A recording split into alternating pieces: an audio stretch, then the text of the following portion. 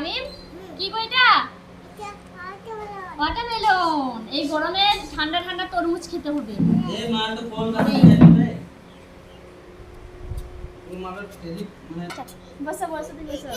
আইদিকে আমার বর এই গেঞ্জিটা কিনেছে, মাথা খারাপ। এই গরমে সবথেকে উপকারী জিনিস হচ্ছে তরমুজ। তরমুজ খেতে হবে বেশি করে না মা। এটা আমার বুনির জন্য খাও।